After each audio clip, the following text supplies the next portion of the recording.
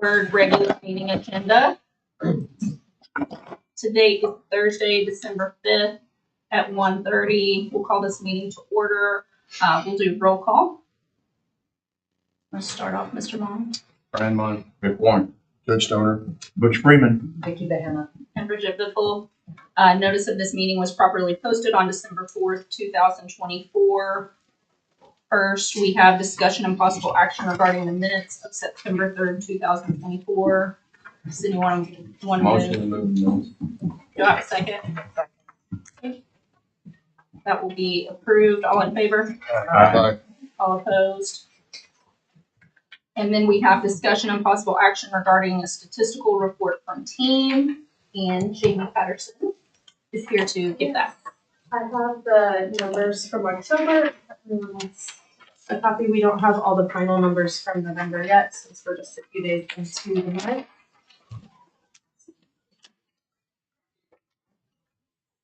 We did a much shorter version this time because I think our last one was a little overwhelming. But if there is any more information that you all want included in these reports, please let us know because we likely track it. We just need to know what else you want to have presented in these meetings.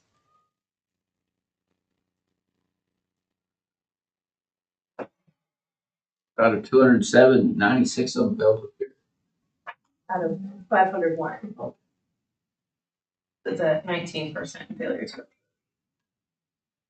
But you've been the ones you screened. You screened Oh, no. 207. No, those are the individuals on active supervision. And screened is just for November? Just for October. Yes, Okay. ma'am. And there were no OR release recommendations made?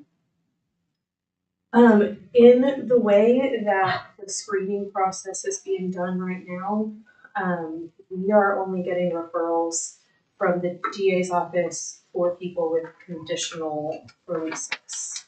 I believe there may be another mechanism in place that they're using. Okay, so they're not getting people who are eligible for it, is that what we're saying? No, there's just a whole nother process. So Oh, I I got you. think D-Hub employees are in the jail and identifying people that would be eligible for OR bonds.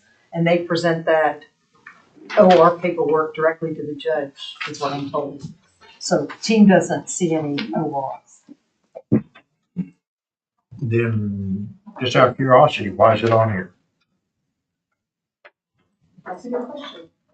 So I think in the future, we're hoping to, we have that we're going to talk about the PSA in a little bit. In the future, we're hoping to, once we get the PSA in place, we're hoping to have people that we see that don't meet all of those conditions that are eligible for release through team. I think because the way we got started, everyone just kind of is getting conditions. And so I know Vicki and I have talked about that before because there is something with treatment courts about over-treating individuals or having individuals who don't need to UA, taking UAs and using team's resources and money. So I think eventually we'll be in a direction where the people who need very low supervision or just need to check in with someone, we can do that. So I do hope potentially we'll see that number go up and then the people having more conditions go down a little bit. What is PSA? It's the public safety assessment. And Out so of 207, was there any possibility of any of them getting OR? The way the process works is that we get feedback from the district attorney's office and then present all the information, including the feedback from the district attorney's office to the judge. And the judges are generally going with what the district attorneys are recommending, which is conditions. And does the district attorney get their information from you? Have you screened before the DA sees them or after the DA sees them? So the DA reviews the NCIC reports Right. and then gives us their recommendations and kind of simultaneously we're doing our So does that make sense? No, it seems like, Yeah. I mean, I'm trying to figure out why they're spending a lot of money or we're paying a lot of money to screen 207 people that's got zero OR release. It seems like they would get their information, they would give it to you, and you would evaluate what they say with what you're seeing. Yeah. And part of that, remember, They is can't that see the inside. they can now. We can now. But for the first half of this contract, really until October, OLEDs would not allow team to have access to the NCIC. So it went to the PD's office, to us, And then we looked at it based upon people's criminal history and what they were charged with now and their failures to appear, Right. would make recommendations about conditions. So yeah, at some point in time, we need to adjust that. Figure out. Yeah, yeah. And can I also add in one piece on the OR bonds? We probably, maybe this isn't the right time to discuss it because we have other things on the agenda, but at some point in time, we need to make a determination in this advisory board about whether or not on people who are getting OR releases. Okay, so an OR is an owner cognizance. They have no conditions. Right.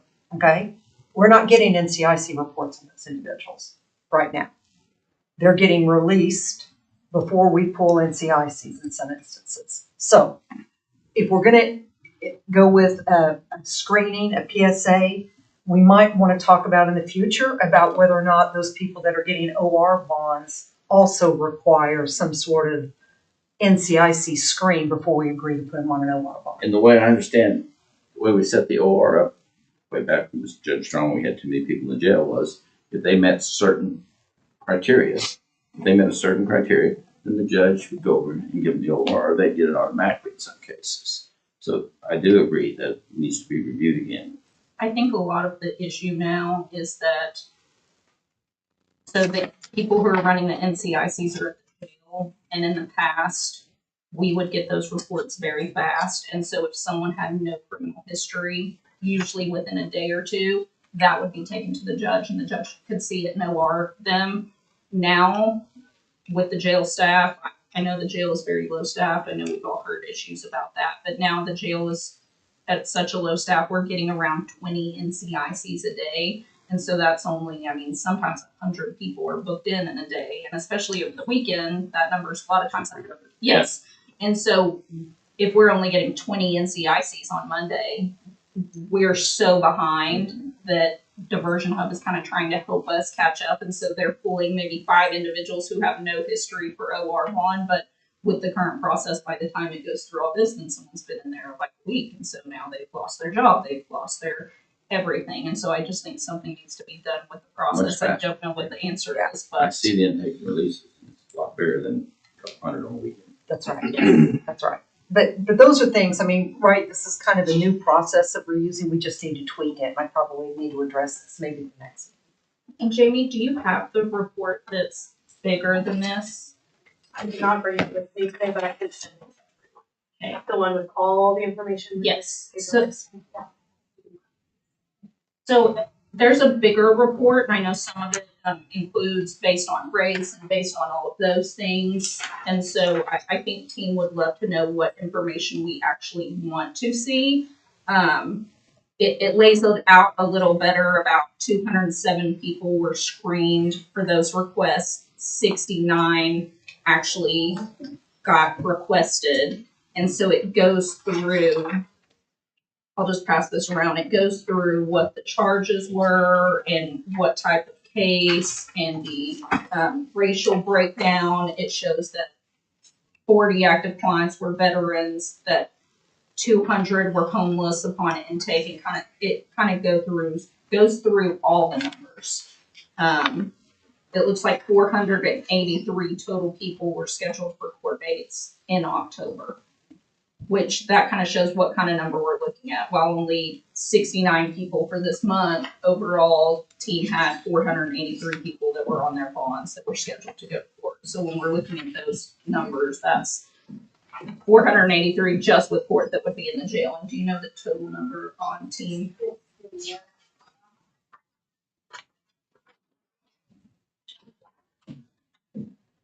780 in October. So 700, when we hear a number like that, 780 people who are currently could be incarcerated are going to team. So when we look at the overall numbers, I mean, that's a gigantic number and a gigantic jump that we have being supervised. And I know they kind of go through employment, housing, all that stuff. Do we want to have them, just for us, have the full reports from now on? As long as you have it with you when you come, I think. And as long as we know it, you can answer the questions. Like today, we have questions. Sure. We'll just get used to it. Yes. And just to point out, on that failure to appear rate, we go by the number of court dates scheduled and the number missed, not the total number of people we're serving and the number missed. So there's kind of a few different ways to calculate it. We feel like the most true way is to say these are the number of court dates that were scheduled, because it's 781 people, only 483 at court. But there are other ways that you could calculate it that it looks a lot lower, but we're wanting to make sure that we're actually calculating that the right way. So if you look at how many people of the total active population failed to appear, that's a lot lower. But we just look at the score dates. Jamie, thank you for that, because I know that was one thing I've been trying to understand for quite a while, is just like, what's the system that we use? How is our system compared to maybe what somebody else's does? And then how does our failure to appear rate, compare to somebody else's? I know coming up with some kind of standardized way to view that, because you're right, 19% may be fantastic, or it may be we need to make some adjustments. Right. And that to me, it's like it's a little hard to tell unless we're kind of following some sort of standardized pattern that we could compare ourselves to other jurisdictions. Mm-hmm. And that's what I've always been kind of curious about, because it's just in a vacuum. It's just we're just kind of going month to month. What seems good, seems bad. It's hard to tell. Does that make sense? It is, absolutely. When Sarah was here last meeting from Advancing Pretrial Policy and Research and did the presentation on the PSA, I had asked her, because it's really hard to find any failure to appear data for a jurisdiction, for a county, for a state, for the nation, any of that. And I even asked her for any resources on that, and she said they don't exist. It seems like almost like the most important number in a way. It does. Yeah. It's what we're here for. Show up for court. Yes. I mean, they get service and stuff along the way. Yes. She did say, when I asked her, I was like, so 19%, is that good? Is that bad from what you've seen? And she said it's really good from what she's seen. She's seen into the 40% before, which seems like Kind of a follow-up, well, for anyone. What happens on those failures to appear? Is there like a warrant issue? yes. Okay, so there is a bench warrant or whatever it's called, okay. Yeah, when the court, they don't show up, the judge will issue a warrant form. Yeah, and I can't remember, do you know what the bondsman, if someone's on a surety bond that's about 20% don't show up, or do you know? I don't know. Okay. I tried to find that information. Okay. If anyone knows where to find it, All let right. me know. But I haven't been able to find any of that information. Well, thank you. And so on this, it looks like you always keep track of the sentencing outcomes. So Yes. it's like 13 people have their case dismissed. So those are 13 individuals who would have sat in jail, but because they were able to get out, and so all of them have their cases dismissed, and it looks like 21 people left to probation, and that's just for the month of October. Can I ask a follow-up question on the failure to appear rate? Is there any way for us to figure out for those that bond out and a bondsman later requests exoneration of their bond because the person fails to appear or cooperate with the bondsman? I wonder if can we calculate that? Would you have that data in your office, Rick? No? Yeah, we'd Okay. have to go through and just one by one. How many bond exonerations there were, what the reason was for. Okay, all right. I just thought maybe that would be a quick way to assess Yeah. how the bondsman What's the are current doing. population of the jail? And it's counting the ones, I know they don't count certain ones until they've been there for a certain phase, but counting them, what do you think, population, 16? No, So, yeah, we've every day we're getting it between 14 and 1,500. Yes, there's usually several hundred, though they don't count, because they've been there so many days. Well, they just give us the daily snapshot every morning at like 7 a.m. And remember, some of those are transport to DOC. Yeah, right. Some of them are I'm saying. transport to the NETA. And Thank you. 200 or so, What was that saying? 200 or so are DOC setting and waiting for Right. transport. So it's really sometimes between 12 and 13. It's really pretty good compared to what it has been. We've all seen it up. And there are different ways to track, but by getting the timestamp one at 7 a.m. every morning, that's a pretty consistent trend to absorb.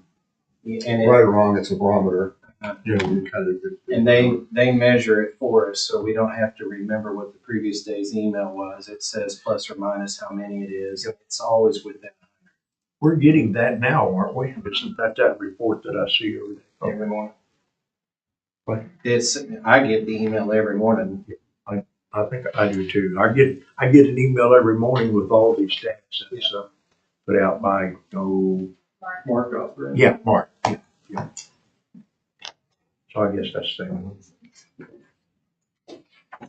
And I will note a lot of these individuals too, requested medical ORs, and a lot of those things, those actually end up going through teams so that they can be on supervision. And so a lot of people who would be in the county jail costing the county jail a lot of money for medical, those individuals are getting out on team too. So. Thank you. So we don't have any action on that.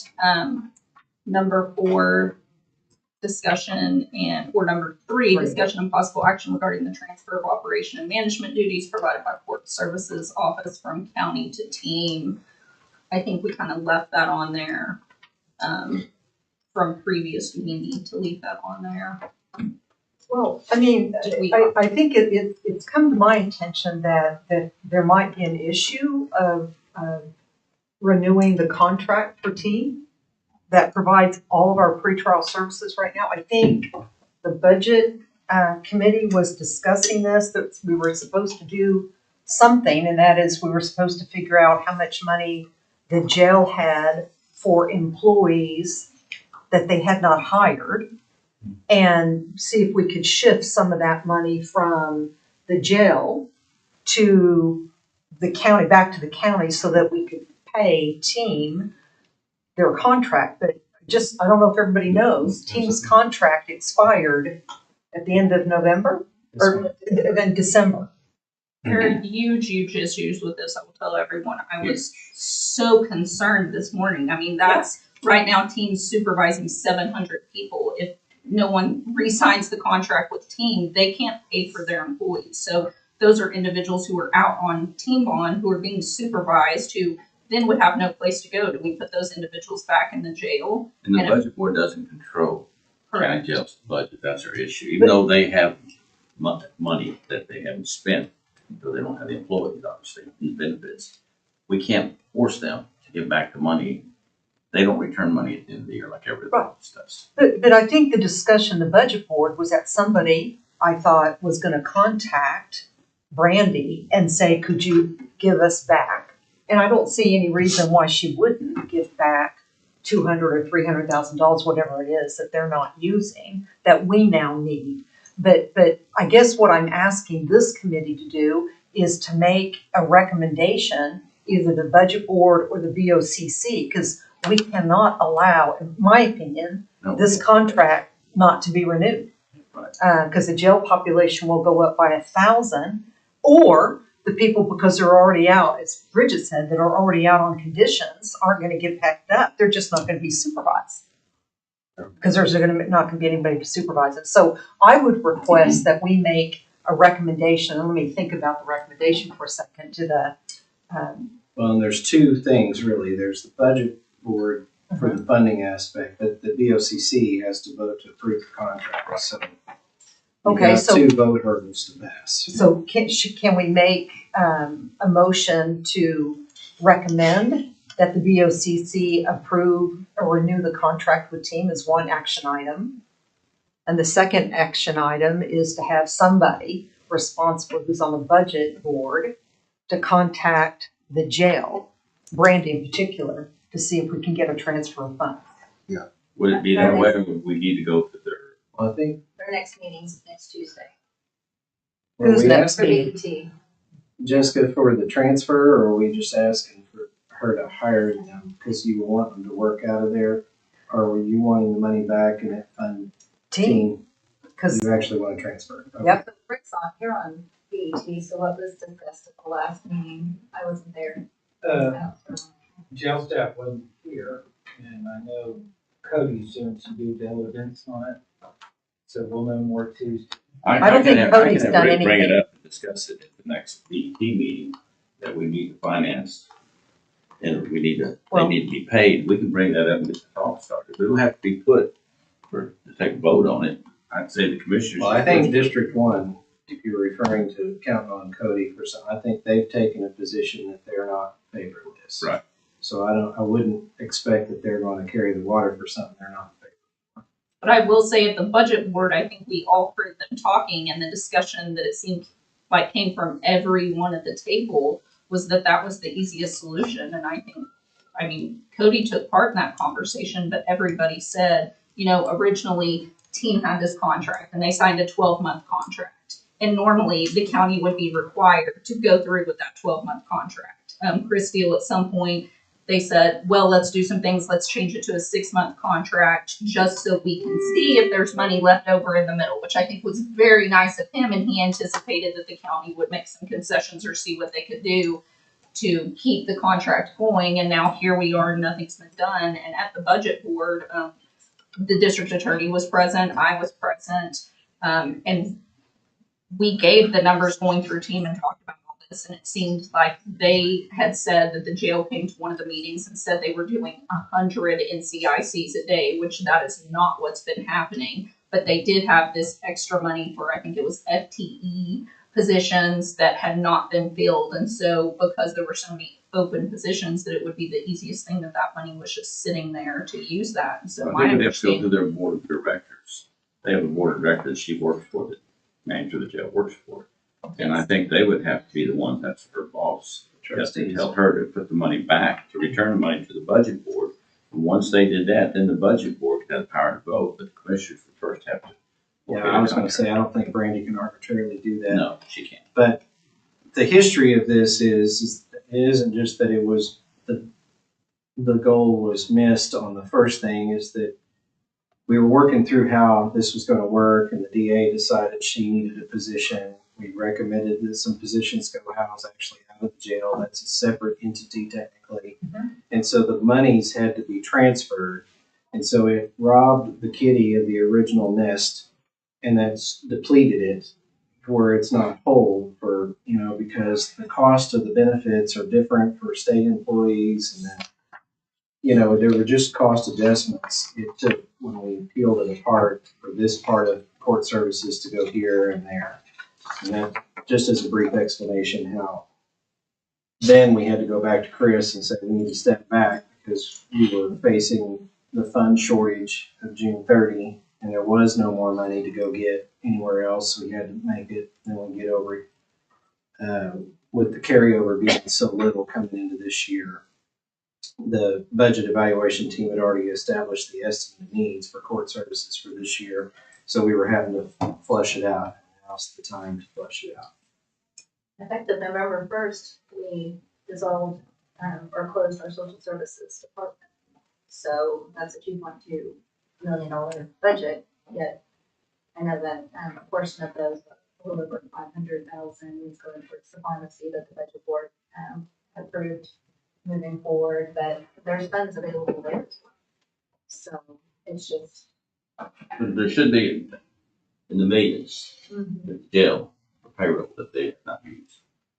Based on the number of employees, at least 70 that they're paying out in the high 40s.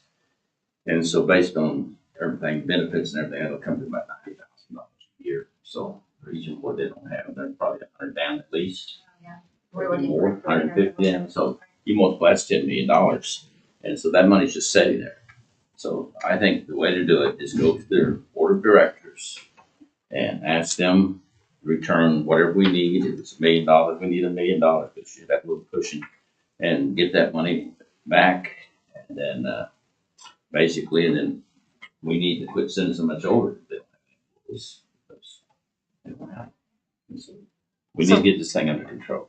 Well, and somebody needs to take an action, because what happened in the budget board meeting is there was this entire discussion about what we were gonna do, and nobody did Nobody anything. did nothing.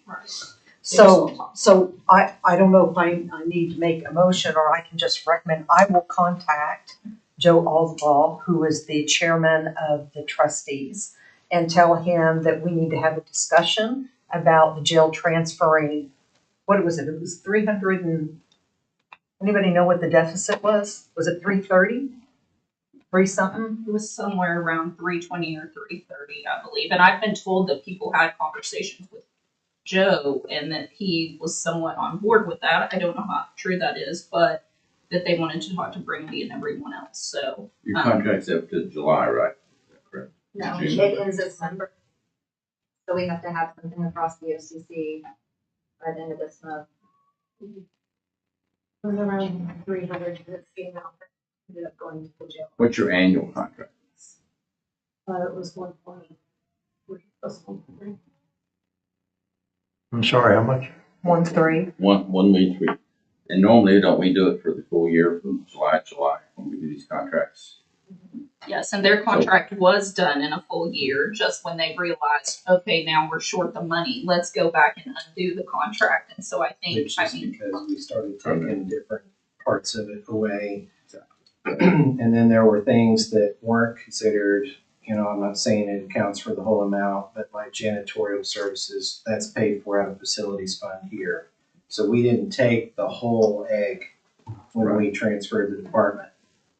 So like, to follow your theory, Keith's sitting on some money He sure is. because all the tenants are out, but I think the facilities No budget is the janitors same, available. and we don't have any janitorial services going on in ICB.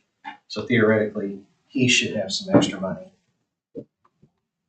et cetera. You know, you just follow it all the way around, and then the cost, I think, for the state employee was higher than what we paid because of the benefit package and how it was done. So I think the position cost us now more to house in her office than it did when we housed it internally. And Keith's in the commissioner's department. He works for the commissioners, right? Keith's department is one of your guys. I mean, that's the theory. That's the theory. And there. Honest, but go ahead. Okay, so I'm taking the responsibility of calling and trying to get something done to get money moved from the jail. Is that okay? Yeah, I mean, I second that, so I don't know if you want an endorsement from the committee, but if you do, I'll second it. But, if, I don't know if you feel like you need that, or if you just, your voice alone is sufficient, but on behalf of your office or on behalf of the board, so. Okay, and then do we need a motion to recommend I to the see. BOCC that they renew the contract with Team? Mm-hmm. Yes, I'd say we make a motion there, and then we make the board to move They to. probably know that, but it'd be good to just Yeah, whatever, to get whatever, encouraged. whatever else we got. and so the exact motion that Ms. Bahena has raised is for, This committee to recommend to the BOCC to renew the contract with Team. That's first motion. I'll second. do we need to say for the amount that it would previously be for? However, I don't know enough about the details of it. And so I- they need to and I- figure it out. They need And to I do it. asked that because I know there's been discussion about, well, teams should just renew the contract and not get as much money as they were originally approved for. So I think we need to have all the numbers down, so it may take you a while to get all. But I think it should be a little accurate. And Chris was explaining to me this morning at the Community Sentencing Council that, you know, they took serious when we asked them to look for anything internally to shorten their budget, and he carved out at $21,000 or It's the something. position, that was the fatigue position, right, Jamie, that wasn't built in order to try to offset some of the cost of community services. So they've internally reviewed everything they can to tighten it up as good as they can. So out of 1.3 million, 27,000, 21,000. 21,000? Is that right? 1.3 was the Well, annual budget. That was one Yeah. position. I'm just saying that was one thing he found that I don't know that that's all that he did. I'm just saying, I don't know that we have the exact number. But I will say that whenever they signed their 12-month contract, obviously they were given a number, and so they filled out a budget to follow that number. And so when people say, oh, team's asking for more money, no, they just made their budget based off the number that they were given. And so now it's hard for them to go back and cut employees when they had planned on that. Now in the future, if the contract is less, then they can do that, but they kind of built that 12 months based on that. And I will tell everyone, because I was asked at the Citizens Oversight Advisory Board, they asked the cost of incarceration if someone's in the county jail. It's $69 a day, and Chris Steele from Team calculated it costs Team approximately $6.94 to offer pretrial services and supervision per participant per day. So we're looking at spending $6.94 for someone to be out and get them services versus county $69 a day with someone sitting in the county jail, and that's not even all the medical expenses we're taking into account and everything. So jail, we should be seeing a lot of savings from these individuals taking out. Clarify your motion. Yes, so I think I think the first motion is for this committee to recommend to the BOCC to approve and renew the team contract. I think that's one, and then the other one, we can make a motion to recommend to the budget board that they fully fund the team contract. Because we don't know the exact numbers yet, right? The full amount in the original contract. I don't. Okay, the full amount of the original contract. So those would be the two motions that I propose. So we still need to talk to the directors of the jail, bring back the money so we can fund it with some money. She volunteered to call. Oh, you're gonna. I'm gonna call, but in the meantime, there might be savings from social services and or Keith or other people that might be able to fund and make that, bridge that missing 300,000. And so this recommendation is just, we're recommending the BOCC That's it. say yes and fund. Right. Okay. Do we have a second on both of those? Second. Second on the second, I'll second. on both? Just on- So why don't we take one at a time? Okay, So, yeah. The judge can say. I second the first one. that's the motion to recommend, that the committee recommend to BOCC to approve the team I'm so contract. confused. And so that was made by Ms. Bennett, seconded by Judge Stemmer. Okay, all in favor? Aye. All opposed? Okay, motion carries. And then the second recommendation, Motion is for this committee to recommend to the budget board that they fully fund team contract. and Mr. Moore has seconded that. And so all in favor say aye. All opposed? You have thrown a word in there that's going to be argued and argued and argued. What is fully? Yeah. That's all right. We'll come up with something. Figure it out. You're back to zero. Right. That needs to be an exact number, not any more painless. Jamie, is there somebody over there right now that could just run a 10-key machine and figure that number out in a few minutes? I have sent a text. Okay. And I think Chris Steele is in the building, so, and I know he has that initial contract with that amount in there, so we can find. So we might amend that Yes. motion with the exact number. Exactly. Does that make sense? Once we get. So amend the second one for Yeah, that. we might amend the exact number. Okay, and then, so moving on to number 4, discussion and possible action regarding the potential implementation of evidence-based risk assessment. And I know Jamie is here to present on the PSA. So I know Tara from APPR came out and did a big long presentation on the PSA, so I'm not gonna harp on that too much. And then this board voted to move forward with possible implementation of that. So the next step, the first next step was to censor the list of violent offenses. So that was easy because that's in statute. So I just sent her the list for statute. Second thing that we need to do is to create a release conditions matrix. So I have examples of those.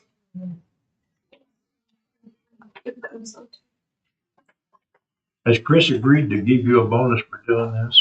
Yeah, no kidding. You can ask him. I'll tell him you said so. Yeah. And so the first one that says Oklahoma County on it is just a super rough draft.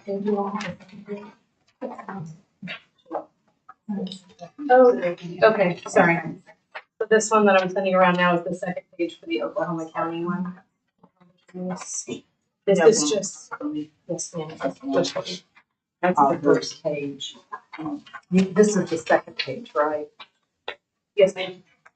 We need to send that one around. Yeah, that's the second page of that.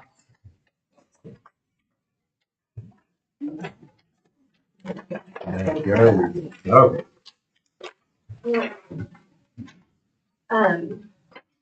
So if everybody has it now, there's a 2-pager that says release conditions matrix Oklahoma County. And then the second page says release conditions matrix for 4 pretrial release levels. This is just a very super rough draft. We have sent it to Ms. Biffle and Ms. Behenna to look over, but just wanted to present it as a jumping off point for everyone, just to be able to start working on what that conditions matrix needs to look like for Oklahoma County. The other 2 that I passed out are examples from Fulton and Pulaski counties. There are other counties that use the PSA and have used it successfully and have validated their use of it. So just as something to compare to, don't necessarily have to make a decision today, but if everyone can kind of look over it and let us know any feedback you have, any changes that you'd like to see. So can you just explain the Yes, different columns across the top? Yes, so the release conditions matrix here, all of these scores down this side, this is a PSA failure to appear score. So when we do the PSA, everyone is gonna get a score 1 through 6 on their percent likelihood of failure to appear. Then across the top, this is their percent likelihood of a new criminal arrest. Let me go back. Yes, sir. That first one you said, now, this is a percentage. In other words, a particular person is 89% likely to appear on that first. Is that what you're telling me? Correct. So if someone scores a 1 on the failure to appear scale on the PSA, they are 89% likely to appear. And that score is going to be assessed on this PSA on like their ties to the community, right? So if they have an address in Oklahoma County, is it going to do any of that? It doesn't rely on the self-report data. If you remember what Okay. Tara talked about last time, they look at age at the time of the current arrest, prior convictions, Okay. both felony and misdemeanors, prior failures to appear, Okay. any prior violent offenses, if the current offense is violent. So they're all looking at things that you can see on a background check, basically. Okay. A lot of the ways that other tools have not been able to be fully validated is because they're so reliant on the self-report, and that's just kind of an issue. Okay. We're still going to do an interview with the self-report information, so a judge will still have that information as they're making their decision. But this gives a better idea of how likely is this person to appear. And the top line is going to be assessed 1 through 6 based upon their criminal history. Yes, ma'am. So does that part of the matrix make sense? Mhm. So then if someone is a 1 for new criminal arrest and a 2 for likely to appear, then they're gonna be at release level 1.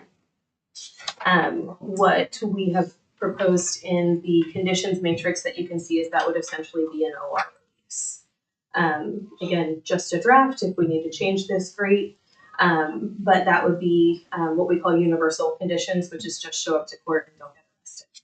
Right? So it's not a conditional release. Okay, so can I just ask, on page 2, does that help us assess the pretrial release level? Yes, ma'am. So can I hold this up a second? So these 2 go together, right? So if you see this person right here is a release level 2, Mhm. and then you look at pretrial release level 2 here, they do have those first 2 is what we are calling the universal release conditions, and that's show up to court and don't get arrested again. And then also court date notifications, that's something that we do.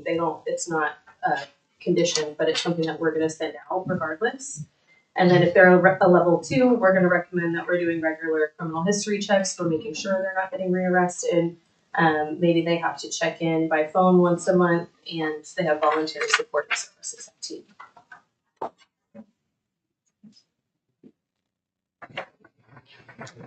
Okay, but we can change all. what's considered the universal conditions. Like, for instance, even if somebody is released on an OR bond, Mhm. I think one of the conditions should always be, anytime anybody's released, is that they possess no firearms while they've been charged. And that's something we can talk about later.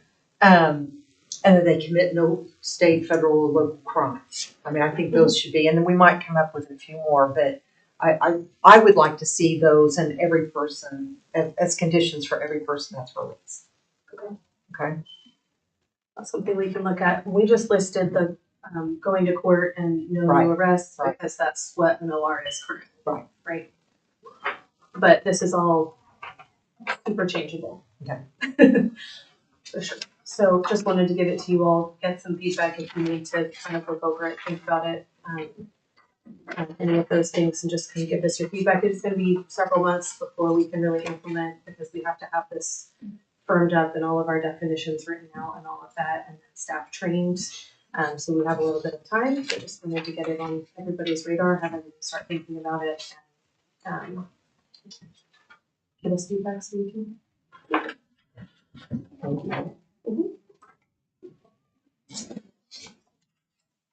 And so we'll just leave that on there as a recurring item and so discuss that next one, so everyone has time to take a look at that. Number 5, discussion and possible action regarding the mandatory exclusionary crimes list and to consider any amendments to expand eligibility for pretrial release. I know last time we all looked at the list for mandatory exclusionary crimes, and then also Ms. Behenna had sent out a list, and so we looked at that.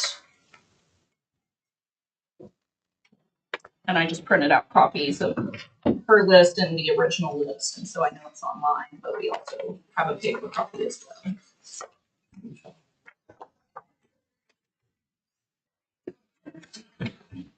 And we just need to approve a list, right? Yes. And so the old list, I believe, was done in March of 2008, and so Which one is the old, the new? the old list Ones is in the the one right. that is signed by the commissioners. Maybe we can change it. And so basically what we would be doing would be a recommendation to amend the current exclusionary list, and then we would take that to the Board of County Commissioners for approval. We would basically be recommending this new list. This would be all the previous county commissioners no longer serving. Right. Yes. That's why we need to update it. And remember, number 17 on the original list said, distribution, sale, or possession of meth. And we felt that was, it needs to be a little bit broader, but no. What did you change it to? So we changed it to, I thought it was just traffic. Just aggravated traffic, just without the word. Yeah, 18. Without limiting it just to meth. And we took, we added manslaughter, right? Yes. Okay.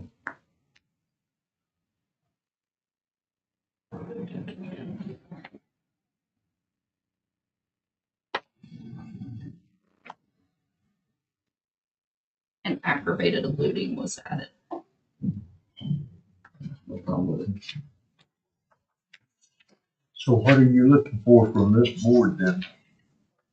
You wanting us to, again, is it going to be a recommendation to you all? So you're looking to make a recommendation to provide this and ask that the county commissioners revise this list under at least the, exclusionary. Is that what we're asking to do? Yes, and currently right now, so the jail employees, the court services employees, basically when they run NCICs, say as current, they do not look at anybody. So if someone has a methamphetamine charge, they don't run their background or history at all. And so this would just allow them to run that history. It would still be up to the district attorney's office. The public defender would screen it, and then the judge would still have to okay it. Just that person would be eligible to be looked at, whereas right now that person doesn't even get seen. So even if it's a person with no priors, they're not even screened right now. So in 19, we took off trafficking, the illegal drugs, and we added aggravated trafficking.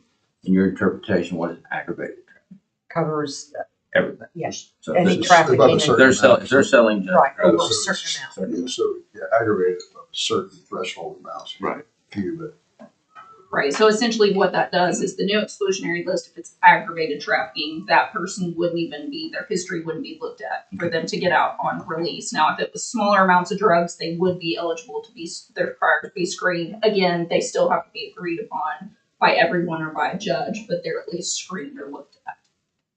Okay.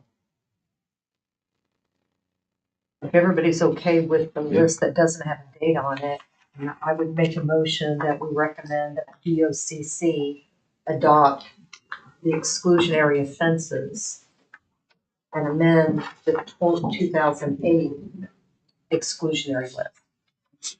Second thing. All in favor say aye. Aye. All opposed? Okay.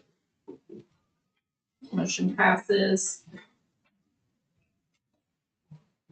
And then is there any citizen participation?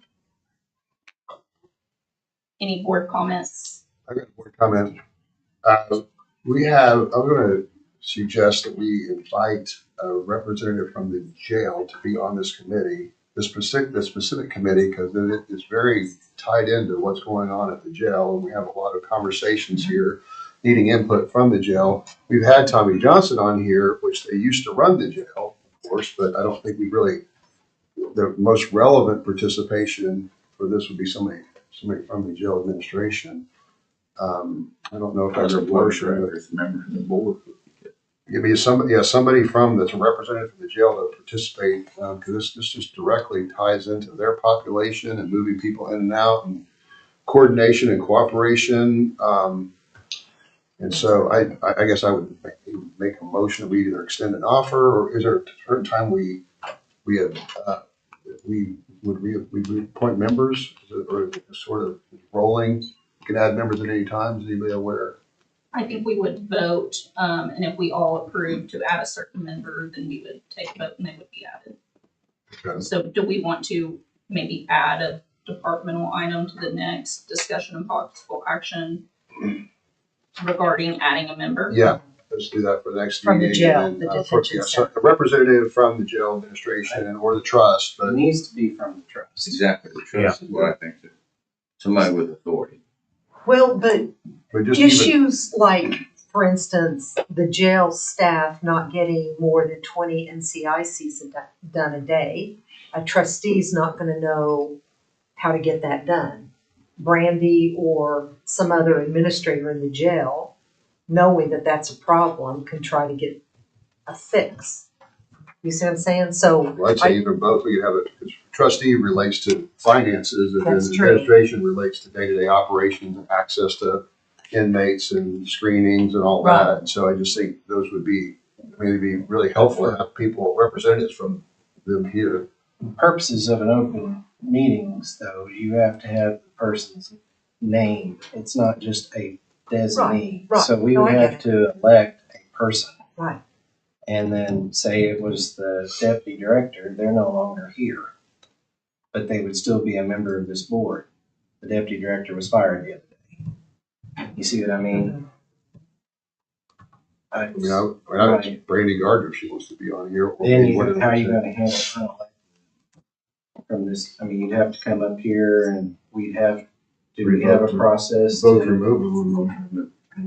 I just vote to remove them if they're not. it's just, I just see, I mean, you've got an excellent point, Judge. I mean, they're an integral part of this pretrial release. And I just see somebody in the administration that knows the logistics of what's going on in the jail needs to be here to be able to say, hey, look, we can't do that for this reason. And then I get the finance part, having somebody who can actually, a trustee who can actually say, hey, look, you know, we can't do that, or we will do that, or whatever. So I think maybe it's the positions, just like the DA. If there's a new DA in 2 years, right, it's still the DA is going to have a position on this board. Well, but that one's by position. Well, we could do the same thing, couldn't we?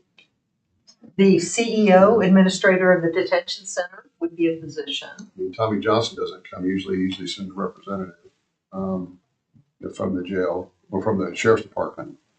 You know, I know sometimes Mr. Sullivan sits in for Mr. Warren, but it just seemed like it would lubricate a lot of these conversations just on access to the inmates, screening issues that come up, and processing in and out. And then I just think it'd be helpful. So that you wouldn't be objective to put it on the agenda for next month and try to sort out how to add those members.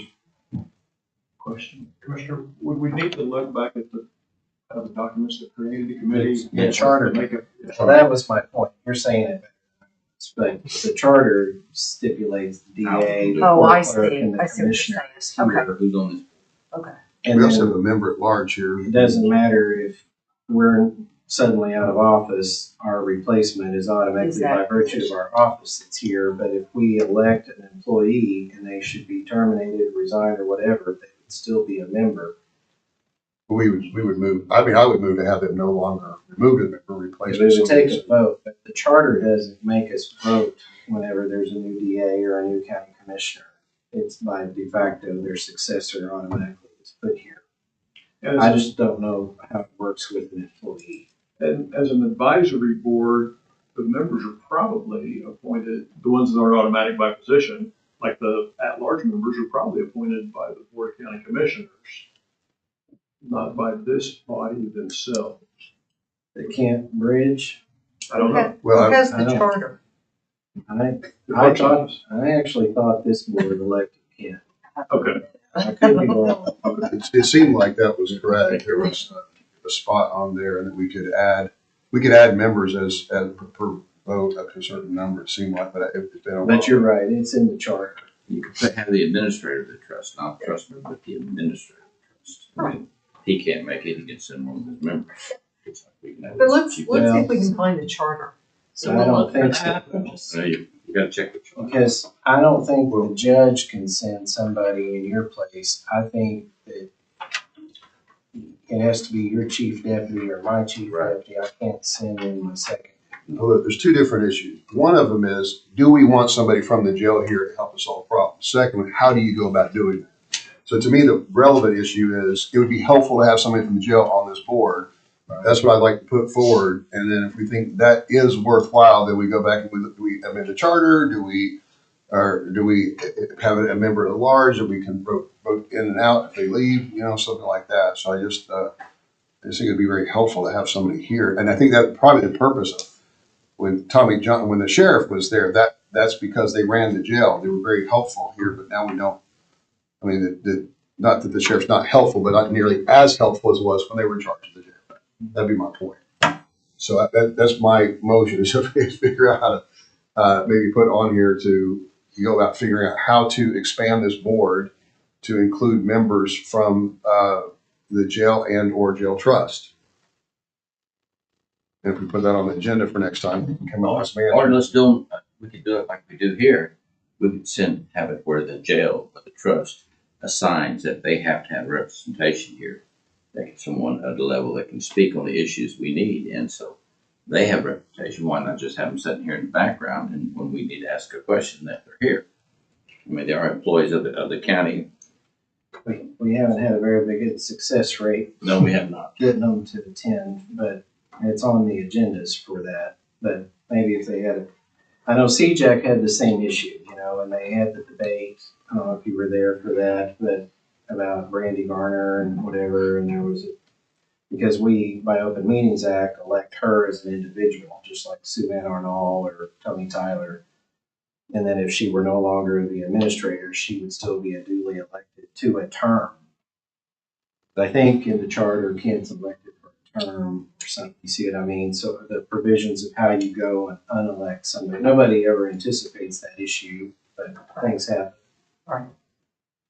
Maybe for now, we'll add an item to the next agenda, discussion and possible action regarding adding a member, what that would take to do so. Maybe we need to find the chart. Discussion. Yes. And I was past the number, I know earlier we discussed the number for the team contract. And so I do have what the remainder of a 6-month contract would be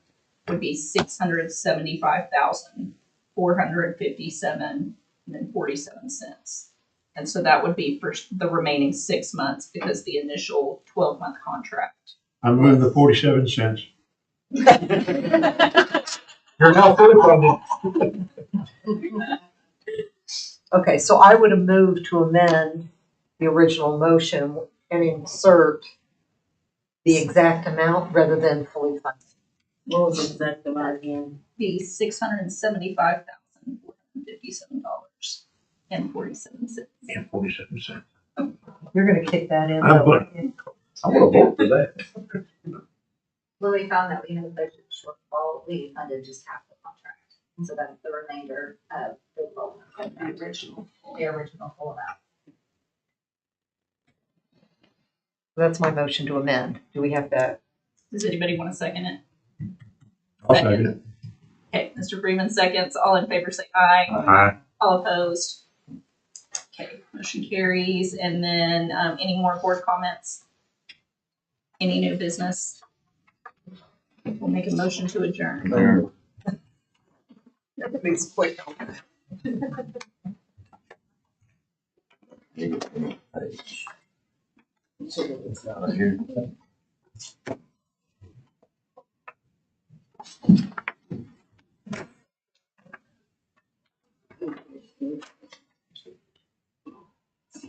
Okay, for the treatment court advisory board special meeting agenda, today is Thursday, December 5th. Call this meeting to order. First, we will do roll call. Brian Long. Rick one. Jay Stover. Butch Freeman. Nikki Beckman. Bridget Biffle. Notice of this meeting was properly posted on November 27th, 2024. And so first, discussion and possible action regarding the minutes of September 3rd. Does anybody want to make a motion? Motion to approve. Okay, anybody second? Second. All in favor? Aye. Aye. All opposed? Okay, next we have departmental items, discussion and possible action regarding an update for treatment courts regarding operations, and Tony McLean, who's the director of treatment courts, is here. Yes, and so before we actually do this, we had talked, there was a group of us that talked about having a participant come and actually share for just a couple of minutes about their experience in the actual treatment program. And so I've got Devin West here that's going to share for just a couple of minutes about his experience, and then we'll jump right into these numbers if everybody's okay with it. Again, my name is Devin West. Hope you guys can understand just how intimidating this may be for me in the treatment court. But that's really a testament of what drug court has given me. Not only given back to me, but more opportunities and new opportunities they've given me. I had it rough in drug court when I first started. I got had every sanction you could understand, you could possibly get there.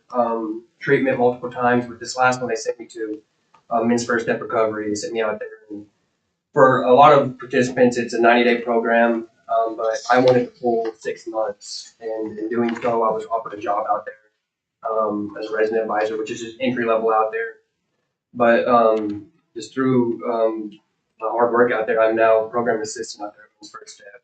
And again, this is all to what drug court has done for me. They put pressure on me where pressure needed to be put, and pressure makes diamonds. And I truly believe that's what's happening in my life today. I have a long way to go, and I know that drug court's there for me even whenever I graduate the program. Thank you guys for letting me share. And I think it's important that we get face in here because we're about to go through a lot of numbers, and just actually seeing somebody that he says, I got every sanction possible, and we talk about how people can overcome. And so with that, we'll just start going through these. I didn't bring printouts because I'm very much about electronic, and I didn't think about it other than that too. So I'll just go through this. But for the months of August, September, and October, for all of the treatment court programs, we had 98 individuals that actually pled in, and we had an out number of 91 individuals that went out of the program. And what that looks like is 55 graduations. Transferred, we had 6, and transfer could be anything from another county to another program like co-op. And so that's where the transfers come from. And then terminated is 30, which sounds just like what it is that they were removed from the program, revoked, got put into prison in another county, etc. So those are our overall numbers, and I've got it broken down by drug, DUI, and Dreams Court and VTC. So any questions about this? Tell me again, what's Dreams? Dreams is going to be the mental health court. So they rebranded and they named themselves Dreams Court based off of a suggestion from a participant. Just because of the fact that whole mental health court has a stigma. And so it stands for something which I don't remember what it stands for, but we can get that for you at some point. So, all right, so if no questions on that, the next one under this is going to be the application process to a treatment court program. So I wanted to give you an update, kind of what's going on. Is that since the last meeting to this meeting, what has happened is that the application process was housed with the Oklahoma Department of Mental Health. They had an employee that was in the actual public defender's office. She received all the paper applications, and then she worked on getting all of the, making sure the offender screenings were completed, and then actually getting all the information presented to the DA's office so that they could approve, have follow-up questions, or deny an individual for the program. What has happened is Oklahoma Department of Mental Health has sent that funding over to the treatment courts. So now we get that funding, and with that funding, we were able to hire Holly over here. So she's a new member of the team here recently. And so what she's done is she's taken over all of the application process from the minute that we get an application in. So what we're looking at doing, and this is just an informational piece here, is that we're looking at making this a little bit easier for our attorney friends to actually apply somebody for the program. Right now, like I said, it's a paper form. They fill out, they fax it. We may or may not get it. They email it. We may or may not get it. So we've actually, she's created a online tool. And if you can scroll down just a little bit, the launching page, I just have an example of what it'll look like. Is that whenever they log into the website, they'll click on a link and it'll say, welcome to basically Oklahoma County Treatment Courts application. They'll hit start, and then it'll go to the first question: do you have a crime in the county? Because that's going to be our leading question. And then from there, it fills out every single information that's on the paper application. So this allows attorneys to actually get this. Whenever they send this, and Holly can correct me, whenever they send this, they get an email response back that we've received it. So this is going to limit the amount of calls we have, the amount of people that are actually questioning. And as they move throughout the process, it'll update them through email that, hey, the application has moved to the next step. Hey, you need to get an offender screening. So we've got automation in there that she's created to actually help get this process sped up and more efficient for everybody. And actually with that, it's going to allow us to have data that's actually trackable in a very quick moment. So. And that landing page is where? It's going to be on the Oklahoma County Treatment Court page, and we're looking to launch this after the first of the year. There's just some process tweaks that we have to do as far as the whole application process, and so we're just getting that finalized, and we'll be able to launch this. And is the county building the website? Who's building the website for the treatment? The website's already built. I can't remember who. It's Larnell Foundation. Yeah. Okay. It's already built, and then we have the access to go in and modify it. Okay. Because we've been having the county build our website for the DA's office for, what are we, in the 18 months now? Right. Yeah, this one's already built. You got it done quick. I'm just trying to figure out how to get that done. Yeah. It's just outsourcing. Yeah. Yeah, it's just like, and it's basically just adding a link to the current website. This is all built through Microsoft, and so. Maybe come back to the county for that. That'll slow your stuff. Yeah, no kidding. You think that's slowing for your construction? Right. So any questions on that? Just wanted to give you a heads up of where we're kind of headed with the application process, because I know there's forms out there that have the wrong person's name on it, and all phone calls are getting directed to me now. Everybody in the office knows to send them to me. I just have Holly doing nothing but the process, and I'm fielding all the questions. And what that's allowed me to do is to help build out a frequently asked questions section that we're going to put on there, because I've talked to the attorneys and tried to become the face of this and take it over from the Department of Mental Health. So that's just a little bit about what's coming with that. The next one is, I think that it's about time that we had a 781 update. Everybody, we had the 781 funds that came in. And we're kind of like, okay, where's it going? What's going on? How are we utilizing this money? So she'll click on this for us, maybe. But we'll have to talk through this. And so what you're going to see eventually is going to be the actual category. The name under this is what the actual RFP actually had it listed, or RFI, whatever it is, had it listed as the category. So it was that we had the program director, operations coordinator, assistant district attorney, all the items that were actually in there. It shows what the funding was approved, and then it shows what we've actually spent year to date. And keep in mind, this is from whenever we got the money in the actual account. And then the amount remaining, the percentage remaining, and then percentage spent. Okay, and part of this funding actually allowed us to hire Cohen over here. So he does all of the, he's gathering all these numbers and data and helping track all of this so that we know what we've spent and where we've spent. Now, there's some in here you're like, well, hold up, we haven't spent any money in these categories. And so that is because one is that with the remerge transition, we were actually, they were waiting to get the new person in to get the MOU completed. So Bridget's working on the MOU with remerge so that we can start allocating them their 781 funds. And then I know that the district attorney's office hasn't pulled on theirs. So I've been talking with your finance office about that and working on that. But other than that, we spent just some of the things that where this money goes is that we see some of it is in salaries. We had the 7 supervision engagement officers at team that allow the participants in DREAMS and DUI court to be monitored. So it's allowed us to reduce the amount of supervision that the probation and parole was providing. Another item that we have is that we've got navigators at the diversion hub. And those are the individuals that get the people, the participants, the minute that they get released and get them over to the housing, to transportation, to get checked in. And what we're seeing is that we're having a better success rate whenever we pick them up and we take them and actually get them set up with their UAs and get them set with housing and get them set with some transportation, that we're having better success with them actually staying in the program and not immediately going AWOL. We're still going to have those that run the minute they get out, no matter what. But I think that, just being able to transition. So they're helping us with that as well. And then in here, there's actually a co-op coordinator. And then there's actually also some funds that was for pretrial. So those are all of this. And just a little bit about the what we're doing for the participants.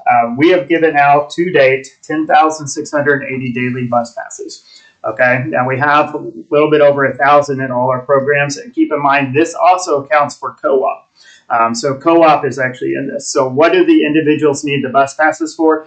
To get to court, to get to UAs, to get to treatment, to get to all of the stuff that we're asking them to do, because you have to realize that a lot of these individuals come in and they have got nothing. They've got no place to live. And so by doing this, we're allowing the opportunity for them to be mobile to get to their actual appointments. And then with the co-op, the same thing. That program, they utilize the bus passes as well.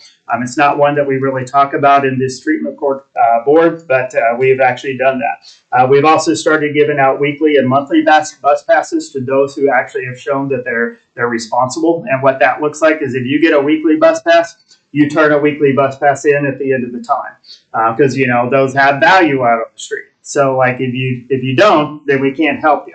And same thing with the 30 days. So it's teaching responsibility as well for those that actually we see them needing.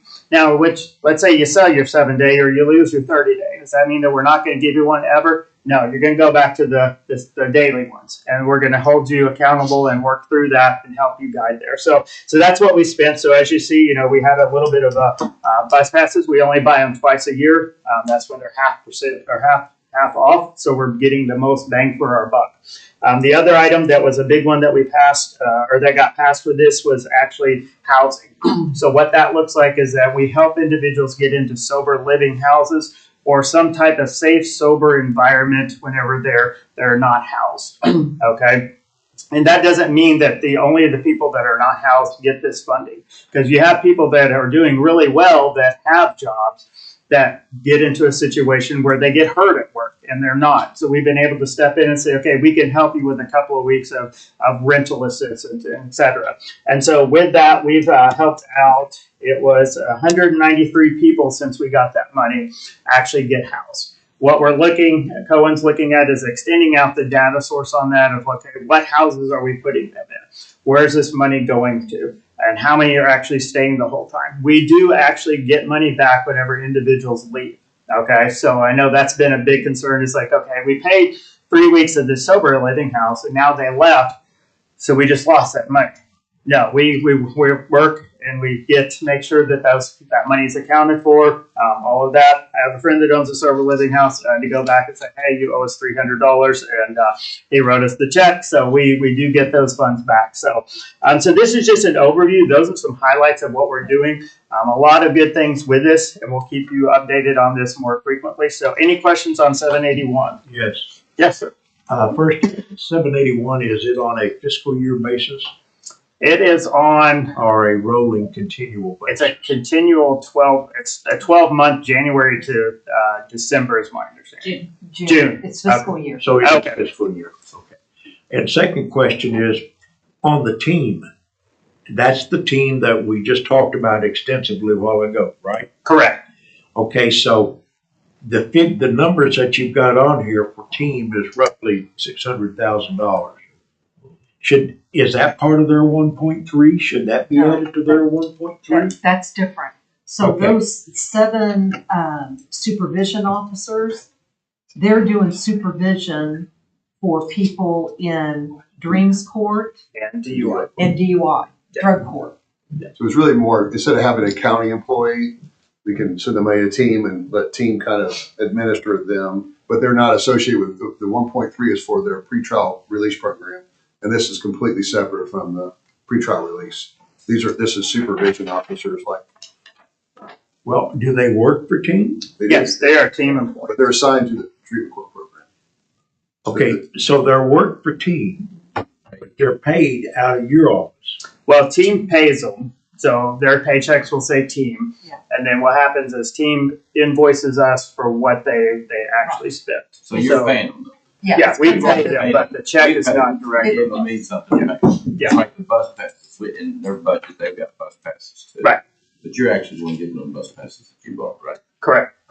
So money that the team has in their bus passes, they're not actually buying bus passes. Okay. Well, So, there's two two different, different programs. I understand, but see why they. Pretrial release, anybody that is released on conditions from the county jail, not involved in a treatment court, might need help getting to and from court. Right. So they'll give them a bus pass. So Yeah, that's they one would. silo. Well, the pretrial release people will, and that's the Yes. team. That's will, but pretrial release. That's They're completely separate. different. I say they're separate. They're supposed to be separate. So you don't Yeah. give team any bus passes? so whenever I hand team a stack of bus passes, Okay. they know that those bus passes are for treatment court only. But you Participants. pay for those bus Yes, we pay for those Team buses. does. Correct. I'm saying team has it in their budget. They don't in their budget for the supervision engagement officer. So the supervision enforcement officer only deals with treatment court participants, and they have certain best passes So- that they can give to them. And then they have I think- pretrial release case managers, Yeah. and they give It's best apples passes. and oranges. So this money right here on this that we've actually allocated for the SEOs is for salary, their actual equipment, and then for transportation for them to do home visits. So that's the only thing. So if team were to send me an invoice that said, hey, we have this salary, this, and then bus passes, I would say we're going to scratch the bus passes because I provided you bus passes to give that actual. So you're not going to recoup bus passes under the SEO line. So that's kind of how that works. Does that answer the question you were getting? I'm glad. So I'm still, tell you what would answer mine and what would Okay. make me get my mind around it. Okay. If you called it something else. For which one? Contracts out or something, teams. The two teams, we just spent a long time working with team and talking about team. And that $1.3 million is an incredibly important, especially to the budget board and the Board of County Commissioners. And so then all of a sudden, we've got another, I've already said it, 600,000. That implies that 600,000 went to the same organization. So it goes to the same organization, different things. So let's talk through just this top line here, which is the funding is $457,789. Okay, that's going to be for the supervision engagement officers that solely work for the mental And the health court, treatment court. treatment court, and everything. So those nothing funds to would do with not. pretrial release. Okay, so now Those people are not supervising people that are out on pretrial release. But are they working for team? Yes. they do. Yeah, team has a lot of other employees that do other things too. Yeah. They're not. Community isn't just- sentencing. Team isn't just only does pretrial release. They do a lot of other things in the community, and so they kind of have these siloed inside their office. I mean, this is the team that works on pretrial release, taking over grants organization, and then we needed help with the best practice standards. Is we need about one supervision officer for about every 35 to 50 people in the program, and we've never come anywhere close to that. So we haven't been able to supervise people correctly. So whenever we got this money, so we'll try to get the right amount of supervision officers so we could follow best practice standards And then we have them, so who's gonna hire them? Like, well, we have, they could be county employees, and it just made more sense to put them over there. And so, And kind of explain kind of how it came about that team housed the supervision officers for the treatment courts is because, as the judge is noting, we need supervision officers to keep eyes on those people involved in treatment courts. Okay, so co-op, for example, in the co-op program in Tulsa, the deputies, sheriffs, are the ones that do the supervision. The sheriff didn't feel that he had enough resources and enough personnel to provide us supervision officers for co-op and some of these other programs. So we had to go out and hire supervision officers just to do treatment. Does that make sense? But it's just treatment. Yeah, so that's the first line item. Now, I think. And treatment courts are all post-plea, so everyone through team pretrial release have case managers, and none of those people have been pled yet. They're all actively attending court. All the treatment court participants have pled into a program, and so they're actively in that program. They're not really doing the same kind of things. And I will say, all the SEO salary and everything was 781 money. Team has been required to send us several invoices anytime we have even a remote question about one. We say, hey, no, we can't pay for this. Or, for example, a desk. Couldn't pay for a desk. So we were like, no, can't pay for that. And so Tony specifically goes through and we look at each invoice. We get the name of the who that person is, like the name of the case manager, what they're doing, all that stuff. And so those are supposed to be kept completely separate, and that's why we keep the invoices, because none of those funds can be supplanted or used for the same things, essentially. And just not trying to stir it too much, but if, so if Team has an employee that we're paying $10 an hour, I'm just using that number. Yeah. But they had an employee paying $10 an hour to it, and they're supervising somebody. And then they send you a bill because it's through your, and they say, we supervise in 5 hours, you owe us $50. And then you pay them $50, although we've already paid them that $50 out of the 1.3.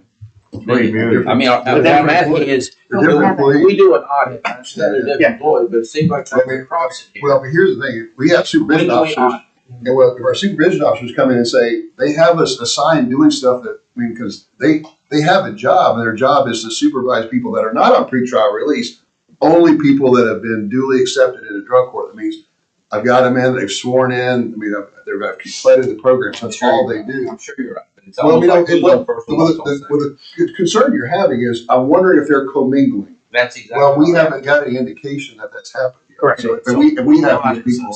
Who audits all The this? Oklahoma Department of Mental Health would be the auditor We have of to this. turn in all those reports. Well, And I would say this too. I mean, I talk to my SEOs, and if they're saying, well, Judge, I can't get to your stuff because team has me assigned to stuff that's not even associated with what I'm supposed to do. I'm like, well, that's a conversation when you go talk to Chris. Like, they don't do that. They have a job, and that's their only job. probably the best example is Shine. So we, out of this 1.3, whatever, we do court services, which includes community service in there. But the reason we've had to go out and raise money and get those city contracts is that's who pays for the crew chiefs to go out with the actual crews. So that's not in that 1.3 either.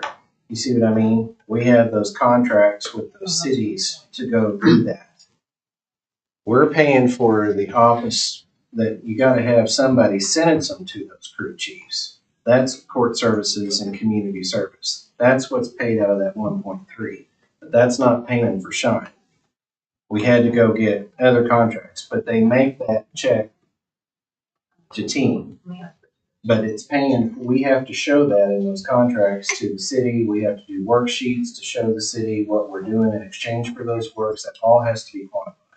And it's that way with each of these, but that's the best example I can give you. Yeah. Well, Miss Treat came up and said, hey, we're going to take some of your people from your clerk's office when they can do county clerk stuff. And that'd be a problem. Well, I mean, but you'd find out about that because your people are going, well, Judge, I can't get your stuff done because I'm down working for Marissa right now. And that's what our people are doing. That they come in and say, we're not doing your stuff because Chris has got us doing something else. We're going to know about So that. you're very much intervening.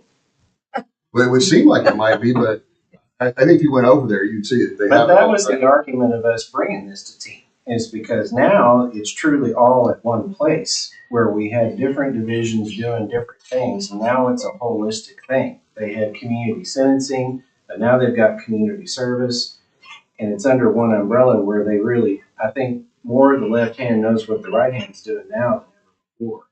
And do you want to hear from Jamie Patterson is on the phone? She can No, I'm fine.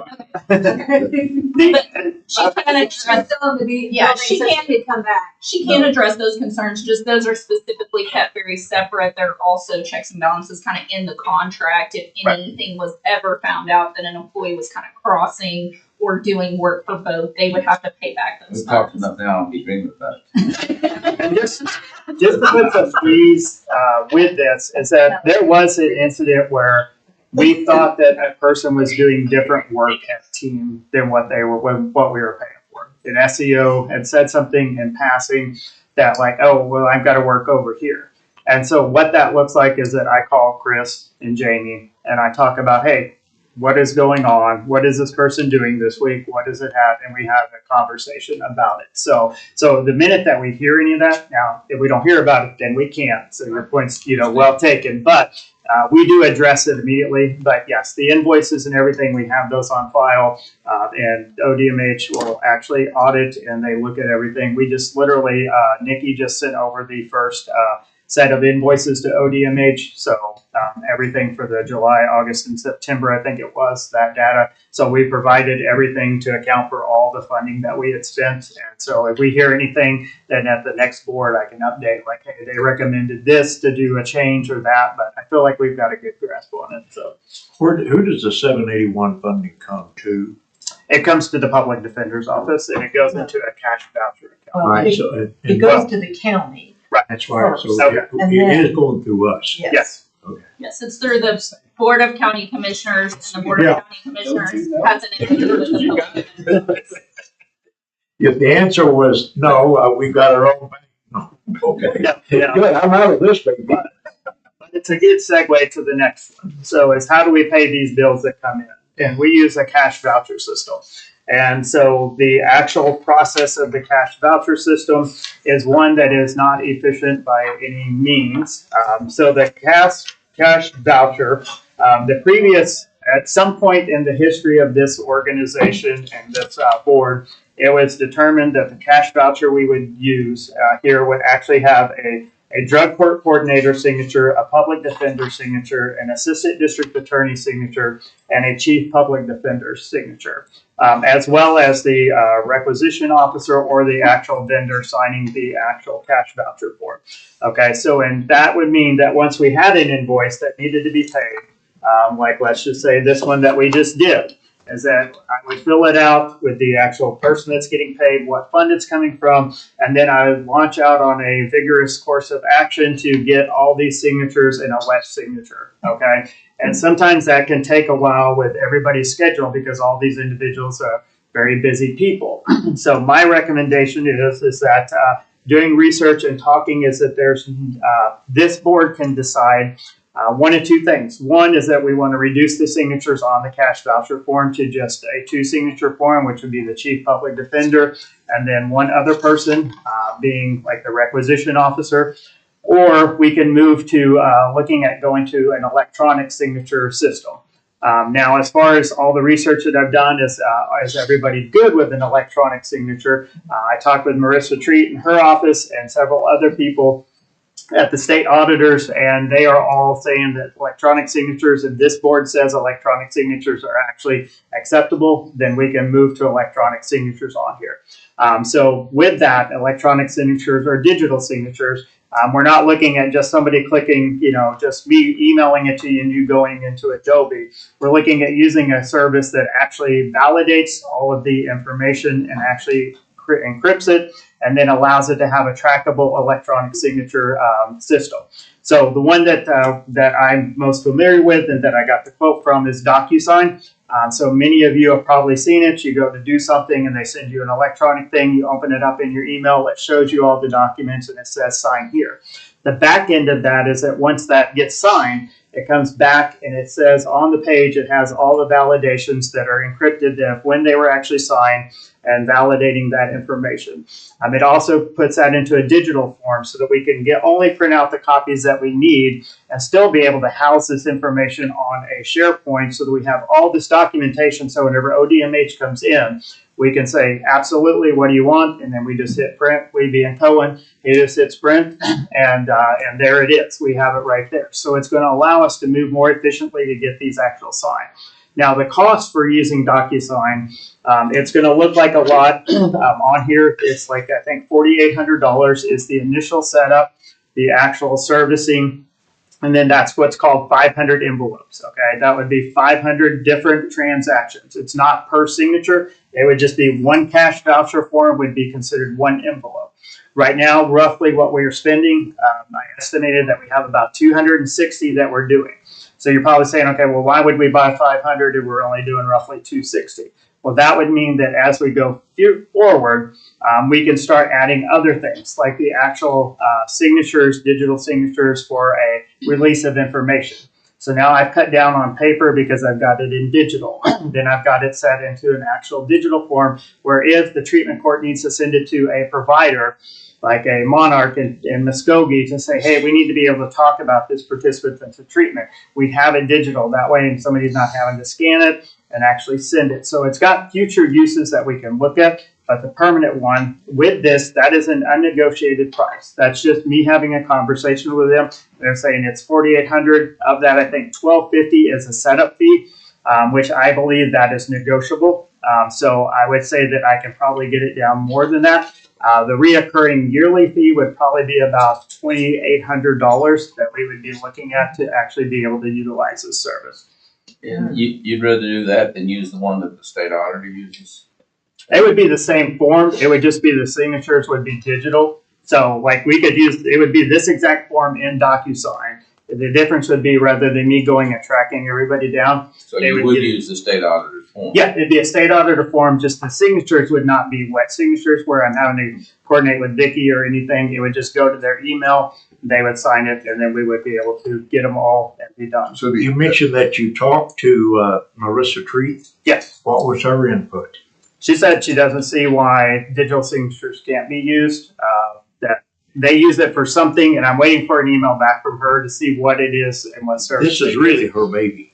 Right. So if she's in the loop with you, and if she has, then I have no further. And has she ran it by the DA? Has she ran it by Aaron? I've not talked to Aaron about it. I don't know if Melissa. I think this would be something Aaron should do. on the other, if we don't want to spend 4,800, we can cut it down to 2 signatures. Right. That would be the actual other form, which I think if you scroll down, that's the one that we're using right now. If you scroll down to the next one, this is the other one that's approved by the state that has basically, you've got just the receiving officer signature, or basically the requisition officer, and then one other person's actual signature. And that would be the chief public defender. Well, so What the receiving signature? officer would be who? It's going to be me and Donna. We're working at one of the other meetings we had addressed me being a requisition officer or a receiving officer for cash voucher forms only for these accounts. Is the signature that it takes off the person who's doing the work? Like Yeah. say Monarch, is that the person that it takes off? No, say that again. Whose signature does it leave off? If we go to just the two, Two signatures. it would be the assistant public defender, the district attorney, and the drug court coordinator or a coordinator. So we take those three off. Yes, you're correct. Right now, we're having the actual vendor sign the form. Yeah. Right. We would not have to have it. Yeah. How would we assure that, I know Mr. Rabbits was always concerned in the past, he didn't want it to come back on him, that he wanted that person to have to sign off that they did the work. How do we ensure that that doesn't happen if we leave off that person's signature? Well, I think that one is that if you actually talk to internal auditing, that line right there, this is an internal form. If you talk to state auditing, so this was never intended to go to an actual company. And hence, if you look at the language, so help me God is how it ends.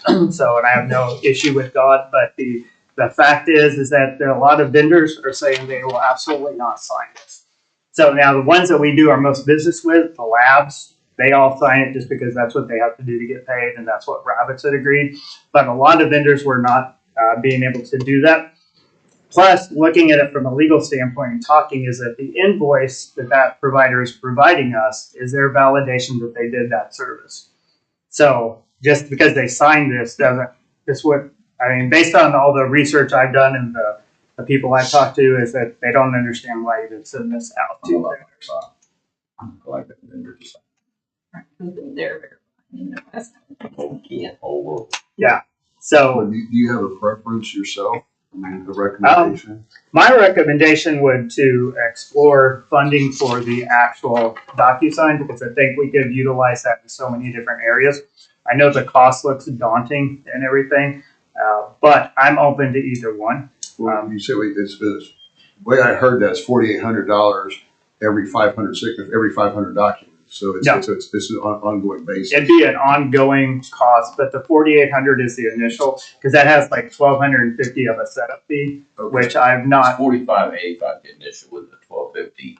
Yeah. So then you're still looking at. You're still looking at probably $4,500 a year for DocuSign, or nothing if we went to 2 wet signatures. Correct. Okay. Yeah, and we would be able to potentially expand, with that DocuSign if we went to a digital signature.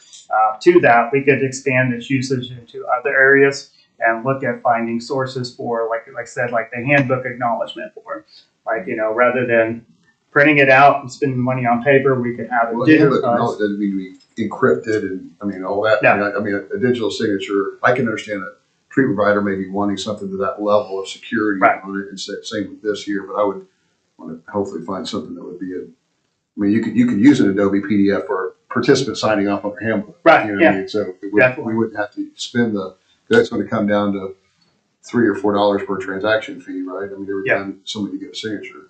Yeah. So I think that, personally, it's just like, I don't have a preference of either one. I think one costs money and the other one doesn't. That's a huge deciding factor, because I think that we could move that money to spending on other things rather than doing this. But I think the method that we use right now with the voucher form is just very inefficient. And 5 signatures, 5 wet signatures. Yeah, 5 wet signatures. And 200 transactions a year. Yes. Yeah. That's a lot. And yes, so. Well, I don't have to sign off on it myself. Someone will leave it to the people who have to sign off on it. But to me, I seem like I just want to go for the free service. But I mean, cut it down to 2, because everything's still audited. And and I think that the missing piece was, I think on this is that with the other, is that whenever you guys got the expense, and we'll get onto that part here in just a few minutes of the reporting of the expenses, is that we gave you the cash voucher form, which was in a size 6 font, I think, and everybody just kind of looked at it. But us being able to show what is our revenue that's coming in, what is our actual expenses, and then being able to show you in a true manner, and then being able to have this to where anybody can audit it at any time, even if it is 2 signatures. And basically a consistent report out of this is the expenses that happened this month, and this is where it's at. And if there's anything that's more than a certain amount, we could set an authority level. Like anything more than 10,000, then yes, although there's this box, Vicki needs to initial off on it as well to get another one. But if it's a $12 invoice, which we've seen going and getting 5 signatures for a $12 invoice is just a little excessive. So even if we said, hey, we want to go to the 2 with a $10,000 indemnity or $10,000 limit, anything over 10,000 then requires another signature by, Vicki, Bridget, and myself. Something along and then those you'd be lines. looking at how many transactions a year would fall in that category. Yeah, and you're really looking at the big ones like team, the actual, probably bus pass orders, team, diversion hub, and that's those ones right there. Those are going to be our big ones. I'd even go $25,000. Right. Just so you're. Yeah. So if you were to say, Tony, right now after this discussion, what would you recommend? I would say go to 2 signatures, unless it was 25,000 and up, and then we get the initial by the DA as well. I nominate Butch and Rick I'm sorry? for the signatures. You're getting nominated to sign off on these. No, I'm not. I appreciate the offer. I don't think I'm that, going to sign Rick's requirement. Right, I mean, I got you. do we want to have him talk to Marissa Tree? Well, again, and I'm very pleased to hear that you've already talked with her. At least as far as my office is concerned, this is really a county clerk process as opposed to county treasurer. So whatever Marissa is comfortable with, I'm comfortable. Is she comfortable with the two signature process? Or Just actually, I had a meeting with her and the actual state auditor that created this form. And because I was asking, well, why is the form online only have these versus this? And the auditor and Marissa Treat's recommendation is that use the most current form by the state auditor, and the current form is actually the two signatures. And two signatures? No, the current form is the one with two signatures, yeah. So, and then that's where I started exploring, well, then why are we using one with 5? And they were like, this board at some point had made that decision to do 5, or somebody somewhere, and that's just the way that county's been doing. So everybody, like, state auditors, ODMH, everybody is on board with the two signature one. What's our liability if I sign off something and I'm not having the vendor sign it, kind of like Rick said the old school way? How easy is that for them to just slide us something and then we're signing off and then they didn't really do it? And now it's. Tony signed off on it too. So Yeah, I'm signing up on it too. And there's really, if you look at the risks of what we're purchasing and what we're spending, there's not a lot of services that we're getting that wouldn't be tangibly viewed. We're buying equipment. So I either got it or I don't. It's just there's not a lot of hey, I need you to come work on my furnace and I can't see what they're doing and then they're billing. So I feel pretty confident that with all the vendors that we have and that we use, we're getting tangible items or have some way to track that we truly got that item. Could I make a secondary comment to that? I think the other problem is that we can't buy items because the vendor won't sign it. So we have a huge pot of incentive money through 781, and we can't buy gift cards because no vendor, Sonic, OnQ, wherever, will sign And this. why won't they sign it again? They won't sign them for help Yeah. God. Well, So one maybe is they won't sign because Well, if you go to Sam's Club and you're buying something, I guess you gotta track down a manager and you get a Sam's Club manager. Yeah. to sign And off on it. it's a Well- promise to buy the money, so we just can't spend the money. And so then I think in poor financial management, the team ends up spending our personal money and being reimbursed for cost, which is, they wouldn't take your personal money. Though. well, I could go But it says it into, got to be.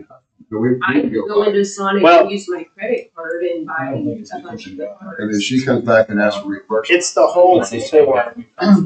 So I spent probably about 10 hours with Best Buy over this very incident and this form trying to actually get some equipment that we Best needed. Yeah. And so what ended up happening is that they had their corporate legal team actually review this.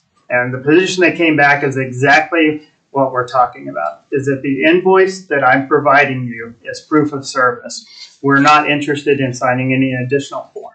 So it's their choice and their business that they're considering it a legal document and they're not going to sign it because they don't see any value in It's that like, actual buy our thing. computers or don't buy our computers. Right. Just, you pay for it. Yeah, it's just so I think it just creates a lot of that we're paying more for some things that we could possibly get if we didn't, but also just the inefficiency of going around and getting this. But And this would take that problem out.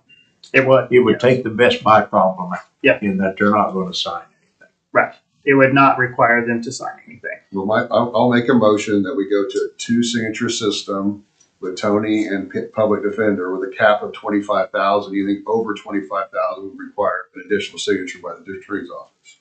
That'd be my motion. Where would that additional signature go?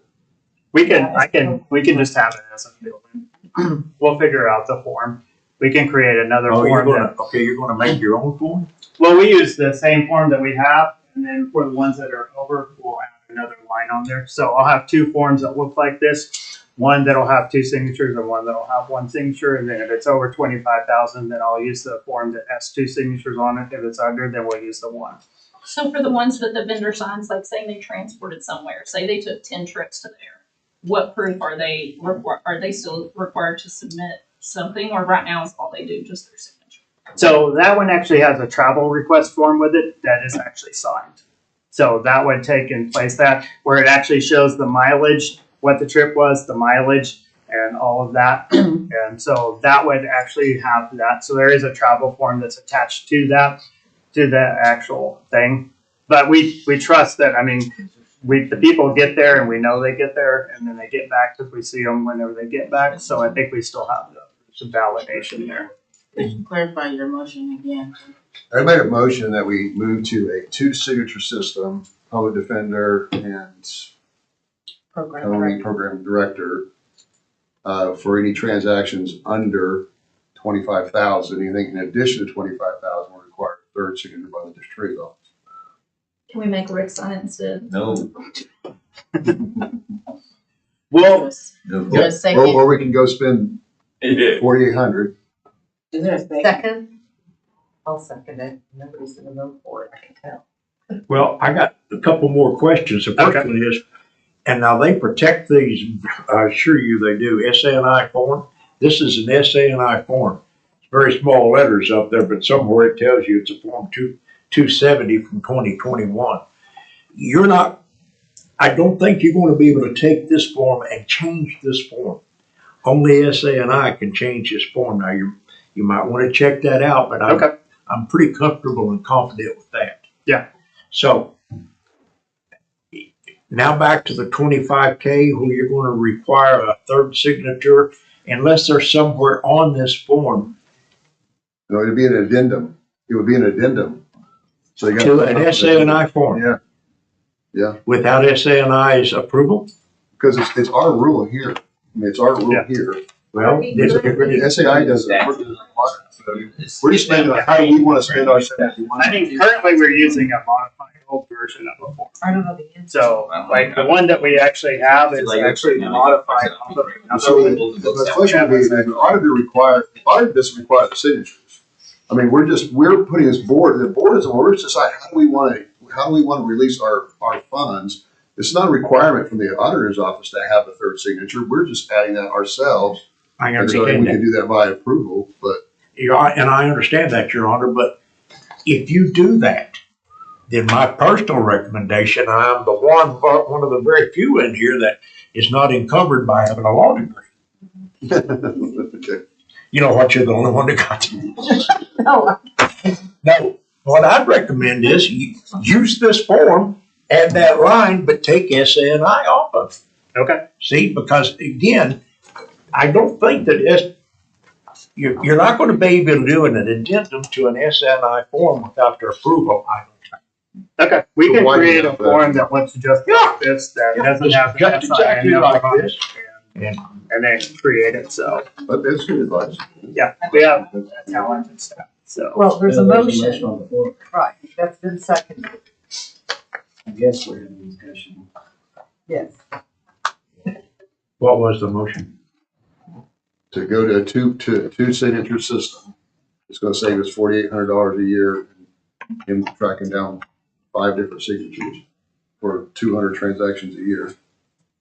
So it saved us $4,800. How much money a year do you open? How much money are we talking about? How much do we spend a year? Yeah. Well, the budget's 2.4. Well, the 2.4 is the 781, and then we've got the other expenses, which I think, just in drug testing alone, we're probably looking at over 100,000. These are the transactions that we have to. So we either have to do it.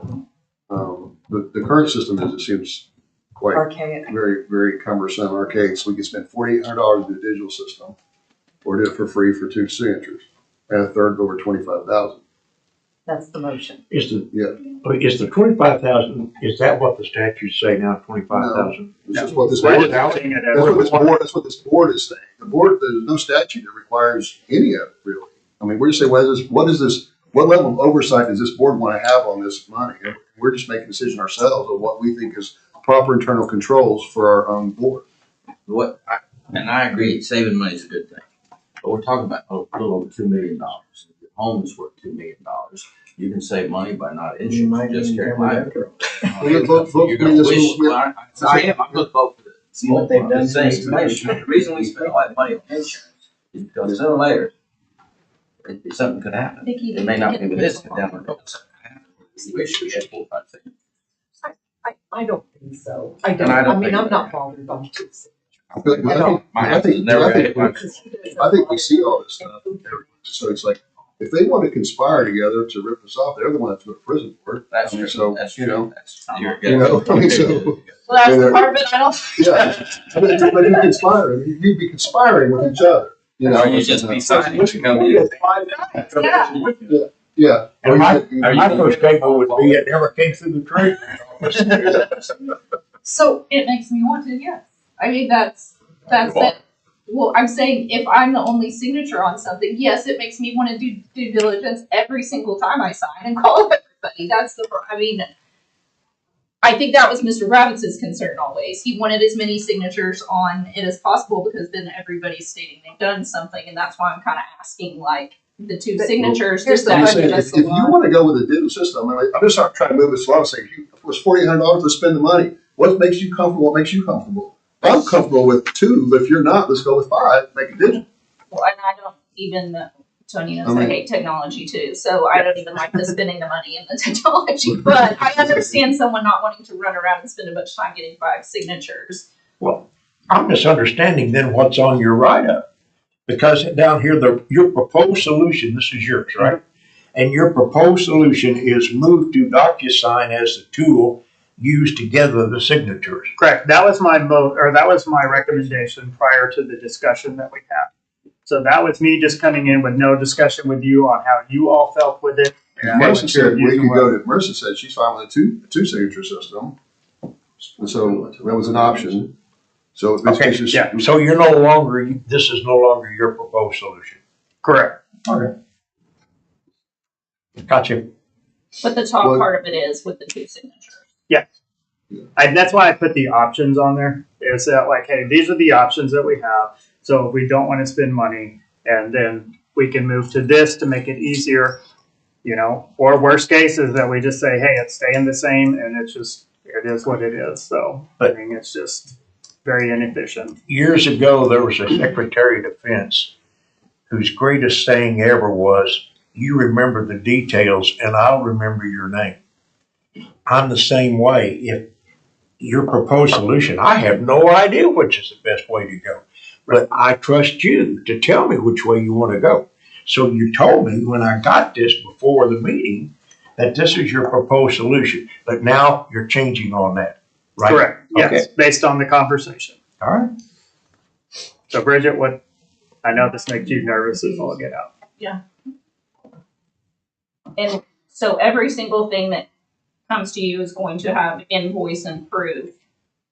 The only thing we're taking off is the signature of the person verifying. Correct. Yeah, that's the only thing that's changing. It's just that not everybody's signing. It's just reducing the amount. We'll still have all the same documentation that we have. The lab will still send the bill and then all the support with it. Diversion Hub will send the invoice with all the actual housing assistance documentation. So the only thing that's changing is that I don't go to 5 people to get signatures. It goes to me and then to you. Is this just like the budget board where you still have to have 5 votes even if you only have 5 or 6 for a quorum to pass anything, or is it just a plurality? I don't know. I don't know. That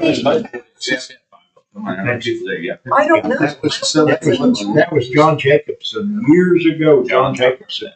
And he made it basically as a mandate that regardless, we got an 8-member budget, regardless of how many's there, of course, you gotta have 5 to have a quorum. But then if you've only got 5, all 5 have to vote for it. And that's the way we followed it ever since. So we have time to flush Yeah, this well, out. so however you guys want to vote on it, we could vote right now how we want to do it. That's my point, which I'm fine if you want to spend the 4,800, so everybody's picked it, that's one way to do it. The other way is just, I mean, I have a lot of confidence in, I don't see fraudulent invoices come in. We can smell, I mean, no one's ever try to bill us for something they didn't do. I mean, so I don't, I mean, I'm kind of close to seeing what's going on over here. It's because they have to Um, sign it now. I said it's Well, but they're because not they've signing never right done now. that. Like right now, we can't buy computers because Best Buy won't sell them to us because we won't sign for them. So, I mean, but we have the computers, you know, but I mean, that's the rub. But other counties have had problems with drug court, specifically with drug court money being misspent. Because they only have one person in charge of it. Because they have one person in charge of it. Yeah. I have digital signatures. I'd rather have them sign. That way they break it. I'm I ready know with that it. it just hit a button. I'm gonna make a motion to table this until, No. I can speak to Marissa Treat and get further information that she recommends the What, you wanna take a vote? I'm ready to vote, honestly. I mean, cause Well, you we got always. it on the floor, we got a second, so Yeah. I think you almost have to at least. With that motion on the floor, can you table it if there's already been a motion on the floor? I don't think so. I think I think you have to call for vote the motion, I and think- then if it denies or declines, then you go to the. Then you can go. You can do do that. So all in favor? Aye. All opposed? No, then you have to answer the question. Whether or not We could it's have a, only had one dissent. Yeah. This- It passed, the motion passed. Yeah. You We got got your one 5 no. votes. No, You got one no. 2 no's. No, I thought you were a yes. No, He voted no. But she was abstaining, I guess. Oh, I misunderstood. did you abstain or vote no? I voted no. Just- All right, so so- it didn't matter. Okay. So let's do this though, it doesn't mean it's gone, let's talk to Ms. Treat, let us get comfortable. Let's all get comfortable. I'm Looks like perfectly I said. fine with that, so. in the interim, just to throw this out, would anybody have objection if Tony were to scan and send an email to me or the other 5 so that we can look at it, sign off on it, scan the sign off sheet and send it back to him so he doesn't have to run around to 5 different people? Now, that's not going to eliminate the problem with Best Buy not wanting to sign at all. Right. But I'm thinking at least for the invoices that need to get paid, would anybody object to wet signatures, but they would be Scan, scanned? yeah, there's no problem. Is it just because you don't want to sign it? You don't care if somebody else signs it? Or does it have to be her as the chair? No, I I don't think so at all. I mean, I don't think that form, So if you so make that's it just who it's sign, always or been. y'all have to? I would still be a no vote. I just see too much opportunity here. I'll be honest I'm with less worried of, yeah, I Let's bring want it back more up. information. But in the interim, people don't mind if he scans the you. sign No, off sheet. I And- trust you 100%. That's all what you think. Yeah, Anything yeah, you- we'll figure out a scanning system. Because it'll have to be scanned to you, you sign it, and scan it back, and then scan it to the next person. But we So, could do it multiple times, right? We just attach all those signatures to yeah, the yeah, we'll figure it out, so. in the interim. Yep. If that helps, if it doesn't help, Tony, don't worry about Yeah, I'll have to think through like how we get, it. Okay. because it'll be the same document, because if you all scan and sign back, then I've got 5 documents. Right. It's not all on the same one, so. Okay. All right, perfect. Are we ready to move on to the next one? So. Yes. All right, so the next item up is going to be just the demographics for the drug court. We've got female at 20%, male at 8%, and then we've got all of the demographics there. Then we've got the specific in and out for the individuals. So, any questions on the drug court demographics? And the out are not people that are out because they graduated, they're out because. It could be a combination of both. And whenever I did this, I realized that I lumped it all together on the overall. So next time I'll have it specific by each court, like what the out actually is defined as. Okay. So it could be termination, transfer, or graduation. We have had kind of a spike in revocation, just, Yeah. just the way it goes sometimes, but Okay. We've had a couple of deaths. Yeah. yeah, we've had several overdose deaths. All right. So the next one is DUI court. The makeup is 28.7 female, male is 71.30. Same thing. We've got just the breakdown there that we typically give you as far as the demographics and then the in and out on that. Then the next sheet, sorry that got you like scrolling through here. What number are you talking about? We are about to go to the expenses for drug and DUI court. All right. So this is what we spent this fiscal year so far in expenses. So the copier one looks large, but we did a switch over on copier companies, and this was to clean out the actual old billing, and we're switching to the new one. So that's why that looks expensive there as far as the amount. This one we typically didn't see on this form because it was done out of the Munis account. So we've got it switched over to where we're billing it out of the cash voucher. That way we're not having to move money from this account to that account to pay. So we'll start seeing that on there. Drug testing, you see, is our second largest expense next to salary. The equipment is a one-time expense that we have. The graduation is for recognition trophies for our community partners.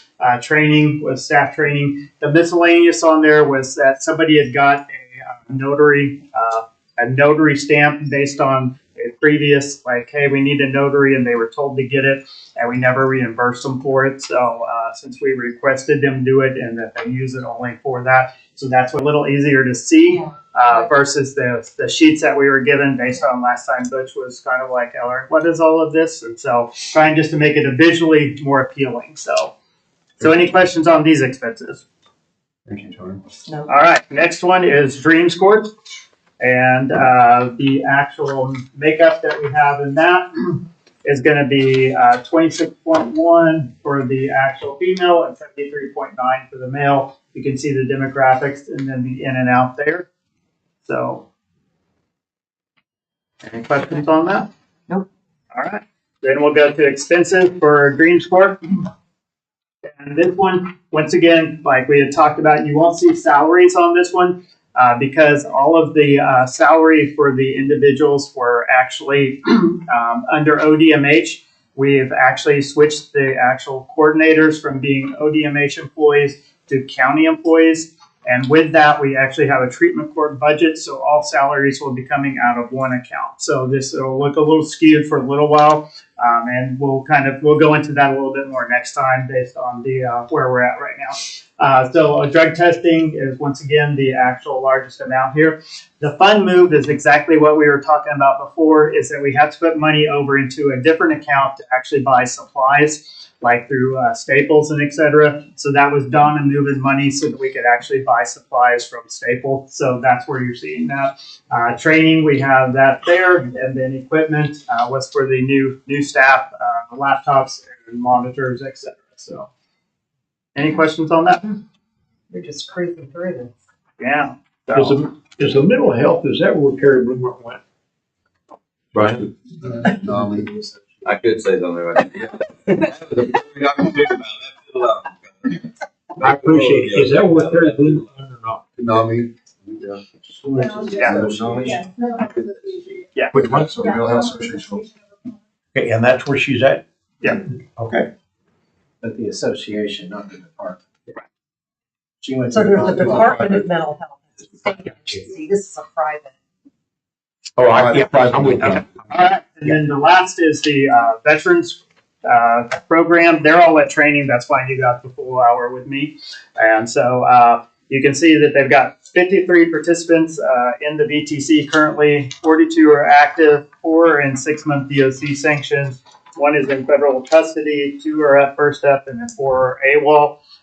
60 is the number graduated, running total 3 since the last report that was given. Drug testing, all of them are participating in it that are actually here. And then his potential shortfalls, vulnerabilities is just a single source of funding. So just so everybody knows, the actual Veterans Court is funded out of a grant that's through the DA's office. So that's why I don't have the actual expenses like I do for the other ones, since that's all housed with the DA's office. And usually Kyle will bring those with us. So we'll have those next time, just updated where that's at. And it's all through a BJA grant and a VTC Innovation grant, if I'm not mistaken. Any questions on that? Okay. All right, that's what I have. Thank you. Thank you. Thank you, Thank Tony. Second. Second that. All in favor of accepting those reports? Is this covering all the reports? Yes. Sounds good to me. Okay, what's next? Citizen participation? Any board comments? Second. That it? Yeah. Aye. Thank you, Lord. Aye.